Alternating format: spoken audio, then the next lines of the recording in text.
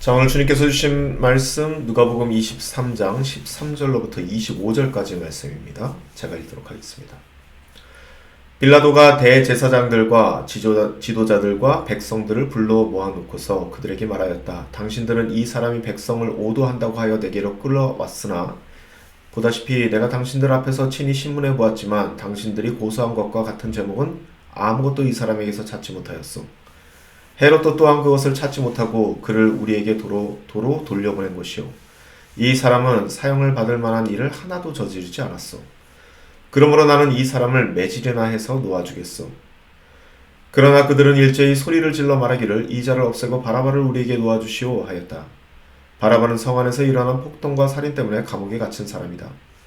빌라도는 예수를 놓아주고자 다시 그들에게 말하였다. 그러나 그들은 그 자를 십자가에 못 박으시오, 십자가에 못 박으시오 하고 외쳤다. 빌라도가 세 번째 그들에게 말하였다. 도대체 이 사람이 무슨 나쁜 일을 하였소? 나는 그에게서 사형에 처할 아무런 죄를 찾지 못하였소. 그러므로 나는 그를 매질이나 해서 놓아줄까 하오. 그러나 그들은 마구 우기면서 예수를 십자가에 못 박으라고 큰 소리로 요구하였다. 그래서 그들의 소리가 이겼다. 빌라도는 마침내 그들의 요구대로 하기로 결정하였다. 그래서 그는 폭동과 살인 때문에 감옥에 갇힌 자는 그들이 요구하는 대로 놓아주고 예수는 그들의 뜻대로 하게 넘겨주었다. 아멘. 자, 오늘 본문 말씀을 가지고 인권을 다루는 크리스천의 자세 두 번째 시간 갖도록 하겠습니다. 사실 이 인권을 다루는 크리스천의 자세 오늘 끝낸다고 말씀드렸는데 제목에서도 나오듯이 이 상중 하중에 오늘 중입니다. 이 말씀을 준비하다 보니까 자, 이번 기회에 조금 믿음과 죄에 대해서 조금 우리 명확히 정의를 내려야 되겠다는 생각이 들더라고요. 그래서 오늘은 이 죄에 대해서 조금 더 비중을 두고 말씀을 전하겠습니다. 그리고 내일은 이 믿음의 문제를 조금 정리하면서 말씀을 마무리하도록 할게요. 자, 그러면 시작하도록 하겠습니다. 자, 먼저 결론부터 말씀드립니다. 누가 나의 이웃입니까? 라는 이런 율법학자의 질문에 예수님의 답은 가서 너도 이와 같이 하여라. 즉 이웃을 찾지 말고 먼저 내가 이웃이 되어 주어라. 바로 이것입니다. 그렇죠? 그리고 크리스천의 인권은 바로 여기에서부터 시작된다라고 말씀드렸습니다. 자, 그렇다면 이웃을 찾는 사람이 아닌 이웃이 되어주는 사람이라면, 그런 사람이 실제로 이 세상에 존재한다면 그 사람은 현실적으로 어떠한 모습을 하고 있으며 어떠한 행동을 할까요? 자, 조금 생각해 보시면 아시겠지만 그런 사람은요, 그냥 도움이 필요한 것 같이 보이면은 도와주는 사람입니다. 다시 말씀드릴게요. 누군가 도움이 필요할 것 같아요. 그러면 도와주는 사람이 바로 그런 사람입니다. 이웃이 되어주는 사람 말이죠. 만약에 이 피해 입은 도움이 필요한 것 같은 그 사람이 이 선한 사마리아인의 비유에서 나온 것처럼 의식이 없는 상태에 있다면은 묻지 말고 도와주는 사람이겠고요. 만약에 의식이 있는 사람이라면은 도움이 필요한지 물어보고, 먼저 이렇게 물어보고 도움이 필요하다라고 한다면은 도와주는 사람이겠죠. 여러분, 딱 여기까지입니다. 이게 정말 중요합니다.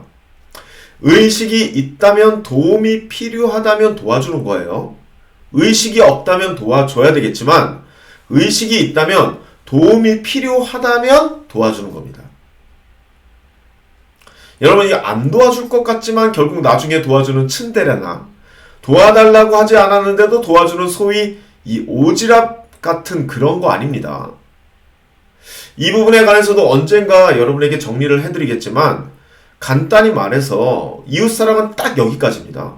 도와줄까요? 라고 물어봤을 때 도와주세요 라고 얘기하면 도와줘야 됩니다. 의식이 있는 상황이라면요. 그런데 도와주세요 라고 해주지 않았는데 도와준다는 건 거긴 아닙니다. 여기에 관해서 분명히 언젠가 정리를 해드리겠습니다. 하지만 여기서 간단히 말하면 그렇게 하는 행동은요, 한 개인이 가진 자유의지를 침해하는 것이고요. 그렇기 때문에 여러분, 하나님과의 관계 안에서도 우리가 하나님께 도와달라는 청원과 기도가 있는 이유입니다. 이거 조심하셔야 되고요. 아무튼 중요한 건 의식이 없다면 도와줘야 되고 묻지도 말고, 의식이 있다면은 물어봐야 하는, 그리고 도와주는, 즉 먼저 손을 내미는 사람이 되어주어라 라고 하는 것이 바로 오늘 이 선한 사마리아인 비유에서 나온 예수님의 가르침이라는 겁니다. 이것이 하나님의 뜻이라는 거고요. 도움을 주는 것에는 수동적이지 않고 능동적이어야 한다는 겁니다. 자, 그런데 여러분, 이게 보통 일이 아니거든요. 저도 잘 압니다. 이게 보통 일이 아니라는 것. 우리들 주변에 눈에 보이는 사람 모두에게 이렇게 해야 하는데, 이게 예수님께서 주신 답이고, 그리고 이것이 바로 또한 하나님의 뜻인데, 이걸 하면요, 마치 망할 것 같은 느낌적인 느낌이 드는 게 사실이거든요. 여러분, 지금 당장 주변만 봐도 내가 도와줘야 할 사람이 눈에 띕니다. 자, 그런데 그렇게 눈에 띄는데 이걸 내가 어떻게 다 하나?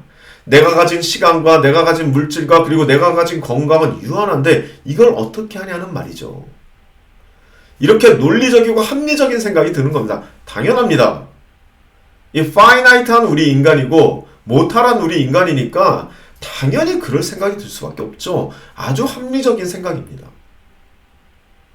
그렇기 때문에요, 이러한 생각이 들 때 바로 우리들 삶에 무슨 요소가 개입을 해야 되냐면은 믿음이라는 요소가 개입이 돼야 되는 겁니다.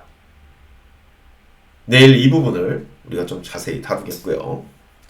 자, 오늘은 일단 제가 처음에 말씀드렸던 것처럼 죄에 대해서 조금 더 깊이 얘기해 보겠다고 그랬죠. 자, 이번 주 주일에 또 이 말씀을 여러분에게 드렸습니다. 자, 죄에 대해서 조금 말씀을 드렸죠. 여러분, 성경 안에서 죄라는 것은요, 쉽게 얘기하면 한마디로 정의가 되는데 하나님의 뜻을 어기는 겁니다. 성경 안에서 죄라는 것은요, 하나님의 뜻과 뜻에 반하는 생각과 그리고 행동을 죄라고 얘기를 합니다. 어제 주일에도 말씀드렸듯이, 그제 주일이라고 해야 되겠네요. 각 사회와 국가는 죄의 범위를 정해놨죠. 뭘로 통해서 정해놨죠? 법을 통해서 말입니다. 그래서 어떤 사회나 그리고 어떤 국가에서는 이 낙태가 죄인데요, 또 다른 어떠한 국가에서는 낙태가 죄가 아닐 수도 있는 겁니다. 왜냐하면 이거를 법으로 정해놨으니까요. 그래서 이 죄라는 것은요, 상대적인 개념이라고 말씀드렸습니다. 한국에는 한국법이 있고 뉴질랜드에 뉴질랜드 법이 있듯이 하나님 나라에도 법이 있다는 겁니다. 한국에서 죄가 아닌 것이 있고 뉴질랜드에서 죄가 아닌 것도 있는데 하나님 나라에서는 죄가 될 수도 있고요. 하나님 나라에서는 죄가 아니지만 한국에서는 그게 죄일 수도 있고 뉴질랜드에서 그게 죄일 수도 있습니다.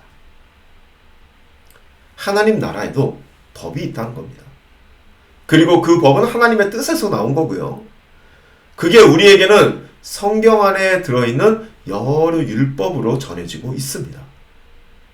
그리고 율법 말고도 여러 가르침으로도 우리에게 전해지고 있죠.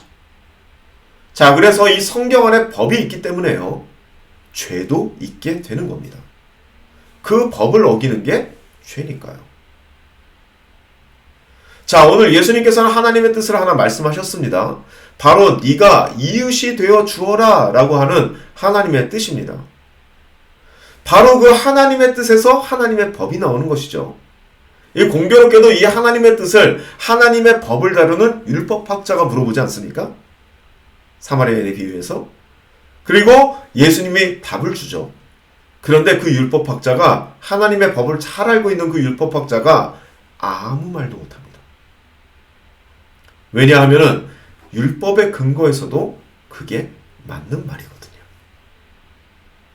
즉, 이웃이 되어주지 않고 계속 이웃만 찾고 있는 그러한 행위는 하나님의 뜻을 어기는 것이고, 그렇기 때문에 하나님에게 죄를 짓는 것입니다. 자, 말씀을 정리합니다. 여러분, 죄라는 말이 가지고 있는 그 어감을 저 역시 잘 알고 있습니다. 결코 가볍지 않다는 거 압니다. 듣기 좋은 말은 절대로 아니죠. 이 죄라는 것도요, 이 무거운 죄가 있고 가벼운 죄가 있기 때문에요. 사실 그 형량도 다 다르지 않습니까? 그렇기 때문에 살인을 한 사람을 죄인이라고 부르는 것에는 거부감이 없는데, 이 교통신호 한번 어긴 것을 보고서 죄인이라고 말하지는 않습니다. 이 설령 그렇게 말하는 사람이 있다라면은 그런 사람은 정말 사회생활하기 힘들겠죠. 자, 그럼에도 불구하고요, 분명 살인을 하지 않고 교통신호를 어겼어도 그것이 죄가 아니라는 것은 아닙니다. 분명히 죄를 저지른 건 맞습니다. 법을 어겼으니까 죄는 맞죠. 전 그런 차원에서 오늘 죄인이라는 말을 쓰고 있다는 것, 그것을 말씀드리고 싶습니다. 자, 그런데요, 문제는요, 우리가 흔히 야, 그거 죄야, 너는 지금 죄를 지은 거야, 넌 죄인이야, 이렇게 말할 수 없는 것들 있죠. 그렇게 상대적으로 교통신호 어긴 것처럼 중하지 않은 죄, 즉 경범죄라고 말하는 것들 중에 그게 실제적으로 이 현실 안에서는 경범죄에 그치지 않는 것들도 있다는 겁니다. 자, 우리가 지난번에 나누었던 빌라도와 헤롯이 했던 행위 같은 것들, 그런 것들이 솔직히 그건 죄라고 얘기할 수도 없지만 죄보다 더 무서운 이 현실 사회 안에서 더 파급력을 갖게 되는, 이 불합리하고 부조리한 이 사회를 만드는데 더욱 크게 일조하는 어떠한 그런 것들이 분명히 있다는 것이죠. 경범죄라고 우리가 생각하는 것들 중에 말이죠. 흔히 학폭이 이런 상황이 되는 거죠. 학폭을 가해한 가해자들은 그게 뭐 대단한 일이냐라고 얘기하지만 그것을 받는 사람 입장에서는 뭔가 좀 다르거든요. 분명히 경범죄입니다. 경범죄니까 학교에서도 신경 안 쓰는 거 아닙니까? 자, 이런 것들이 있다는 겁니다. 자, 그렇다면요, 오늘 예수님께서 말씀하신 이웃이 되어주기보다 오히려 이웃을 찾고만 있는 그 행위, 하나님의 뜻을 어기고 있는 이웃이 되어주지 못하는 그 행위, 먼저 손을 내미지 못하는 그 행위는 과연 그냥 교통신호 어기는 것 정도의 경범죄에 해당되는 것일까요? 이걸 생각해 볼 수 있는 기도의 시간이 되시기를 간절히 소망합니다. 기도하시겠습니다. 아버지 하나님, 이 죄의 문제 사실 굉장히 민감한 문제라는 것 압니다. 죄인이라고 불리어서 기분 좋을 사람 한 명도 없다는 것도 압니다.